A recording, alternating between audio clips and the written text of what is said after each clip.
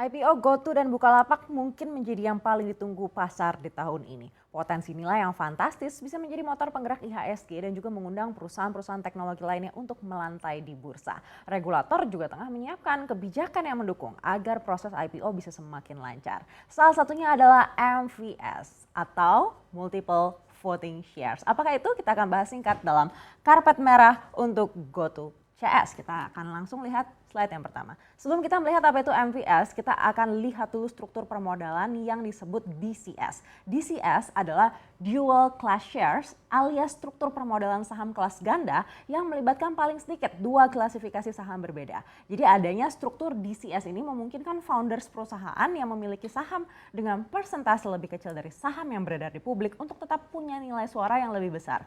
Nah, MVS ini adalah kajian penerapan DCS yang dianggap cocok untuk di Indonesia. Selama ini di Indonesia hanya ada ordinary share atau saham biasa yang artinya satu lembar saham hanya punya satu hak suara. Sedangkan MVS ini disebut juga saham dengan hak suara multiple atau SHSM. Jadi suara dalam satu lembar saham bisa jadi punya lebih dari satu hak suara. Tujuannya adalah supaya founders perusahaan tetap bisa menjaga pengendalian dan memiliki andil lebih besar dalam pengambilan keputusan. Jadi berbeda ya dengan dual listing atau SPAC alias Special Purpose Acquisition Company. Lalu seperti apa penerapannya? Kita akan coba lihat kalau di bursa global seperti apa. Kita cek di slide berikutnya. Penerapan MVS di beberapa negara rata-rata mengatur maksimal rasio antara saham dengan hak suara adalah 1:10 atau satu saham memiliki 10 hak suara. Nah, kalau kita lihat contoh di negara-negara lain penerapan DCS dengan klasifikasi MVS ini biasanya memang hanya akan dipegang oleh para founders yang bertindak menjadi pimpinan manajemen di perusahaan tersebut untuk memastikan kalau perusahaannya meskipun sudah go public tapi tetap punya visi dan juga inovasi yang sesuai dengan cita-cita awal korporasi. Nah, penerapan MVS sendiri di beberapa bursa global akhir-akhir ini didominasi untuk perusahaan di sektor teknologi yang berbasis inovasi dan bisa memberikan multiplier effect pada ekonomi sebuah negara. Seperti contoh di bursa Hong Kong atau HKEX atau Hong Kong Stock Exchange yang juga lebih dulu telah mengatur tentang SHSM ini. Atau di sana dikenal dengan nama Weighted Voting Right atau WVR. Nah, ini menguntungkan bagi perusahaan Alibaba di sana. Seperti apa? Nanti akan kita bahas. Nah, kita lihat sebelumnya di Nasdaq Wall Street, perusahaan induk Google atau Alphabet. Kalau Anda cek, ini mungkin ada dua pergerakan saham Google gitu yang ada di publik begitu ya. Sebenarnya ada tiga. Yang A kodenya GOOGL. Nah, yang B ini hanya untuk orang dalam gitu ya, alias tidak beredar di publik. Satu lagi yang beredar di publik adalah saham C yang kodenya GOOG. Nah, hak suaranya seperti apa? Nah, saham A punya satu hak suara, saham B punya 10 hak suara dan saham C malahan tidak punya hak suara sama sekali. Jadi seperti inilah kurang lebih bagaimana nantinya penerapan MVS. Lalu seperti apa persiapan Indonesia? Kita akan cek slide berikutnya.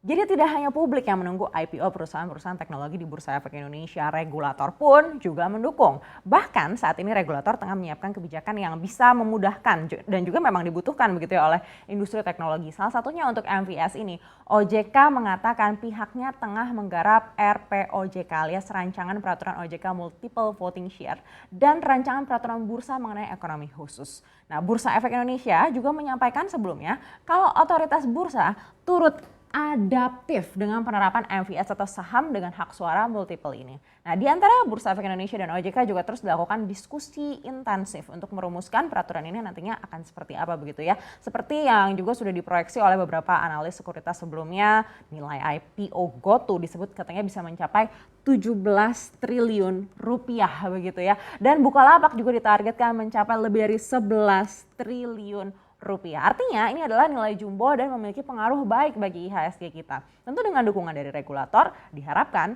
bisa mempermudah pencapaian target-target tersebut tanpa mengurangi hak investor publik dan tetap mempertahankan hak pengendali dari founders perusahaan. Nah, ini yang terjadi di perusahaan-perusahaan teknologi global yang memakai skema MVS ini. Kita akan cek lagi slide berikutnya.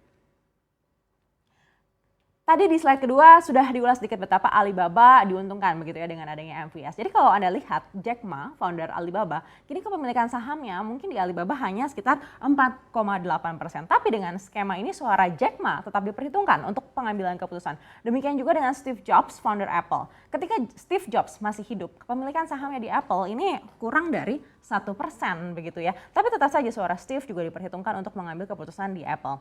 Kita lihat di dalam negeri, contohnya ada Tokopedia yang saat ini pemegang sahamnya tidak ada yang punya kepemilikan lebih dari 11% begitu ya. Jika nanti IPO diharapkan juga suara founders bisa tetap diperhitungkan dalam pengambilan keputusan perusahaan.